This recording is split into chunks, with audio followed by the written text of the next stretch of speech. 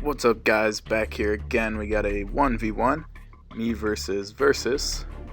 It's from a little while ago, not too long ago, but you see I'm level 38 there.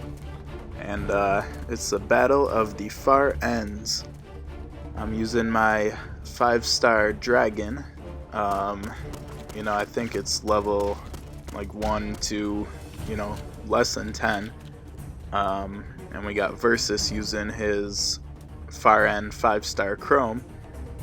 So both 5-star far ends, just different editions, dragon versus chrome edition. And as far as I know, the dragon should be the better one. They both have the upgraded firepower, which ultimately yields more damage.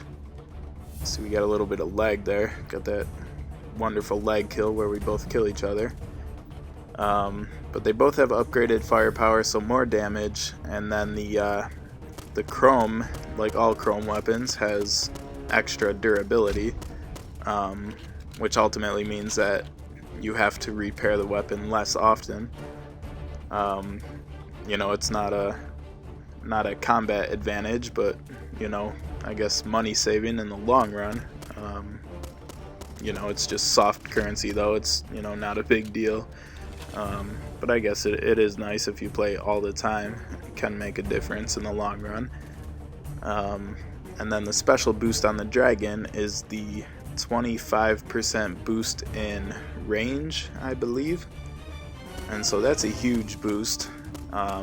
Especially significant with the far end. All the dragon weapons, I guess, because the dragon series has the far end, the AC-30, and the AKSG-12. And I have yet to play with an AKSG-12. I've messed around with some 4-star AC-30s. I think I had a 5-star at one point. I'm pretty sure I got rid of it, but definitely noticed that the range was just not up to par with other assault rifles. There's a good kill there. Outplayed him there on that one. The far end, I'm a big, I used to be, not so much now. I don't want to say that I don't like the far end, but with the dominance of ranked play, I've gravitated to my Shamrock A500. There's the chrome laying on the ground there. Good look at it. I haven't been using my far end as much, but I do have a 6-star regular edition maxed out. And obviously I got my 5-star dragon here. That's as far as I can push the dragon. I don't have any others laying around to build it up more. So eventually I'll max it out, but it's not really a priority right now. But I've been an avid far end user for quite some time, and if I could add one thing to it, it would absolutely be some more range. It really needs some more range. It's a semi-automatic shot, so obviously slower rate of fire. It's, in my mind, it's like a hybrid between an assault rifle, run and gun type of thing, and a more of a precision class weapon. It's kind of the hybrid, merging those two classes. That's the way I see it, at least. So the far end is, I was about to say deadly accurate, but if you notice in this game, in Afterpulse in general, maybe you'll see a couple examples here in this specific game that you're watching right now. That the far end does tend to miss, some crucial shots. But when it does connect, it deals a lot of damage, and it's very nice. And I've said this, I believe I've said it in the forums, I've talked to people about it, but using the far end takes some skill. Not to boost my own ego, because I am a far end user. I have been, but it does take some skill to use, and most people have sworn it off, and they don't use it, and I can definitely see why. I'm not trying to argue that per se. But if you really play around with the far end and use it a lot, Versus wrecked me there, snuck up on me. You know, if you play with it a lot, you'll get a feel for it, and you know, the auto aim in this game is not an end-all be-all. You know, to put it very simply, you know, if you kind of finesse and finagle, I don't know if that's even a word, but it sounds right.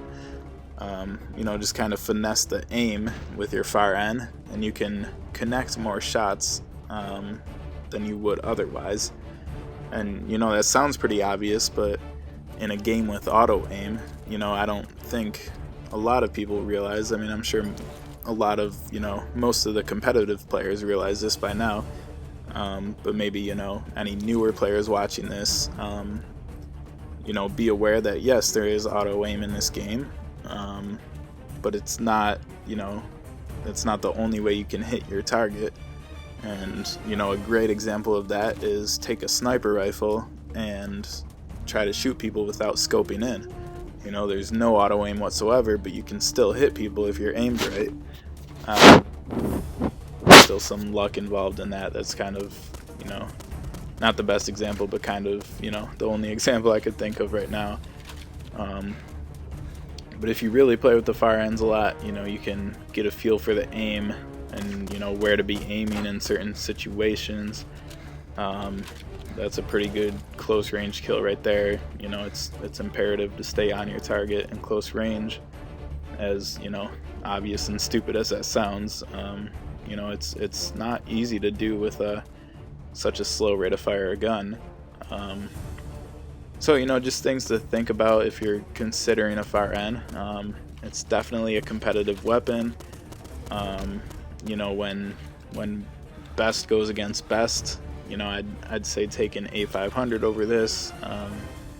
You know, as much as it pains me to say that, because I really enjoy playing with the far ends. It really brings a different style of play out of you, forces you to play a certain way. But, you know, at the end of the day, this game is set up a certain way, and certain weapons will always dominate this game. That's just the reality of Afterpulse. But, you know, the far end is competitive. Looks pretty sharp on our back there when we run. Got the, you know, nice Dragon edition. I'm sure the chrome looks sharp as well.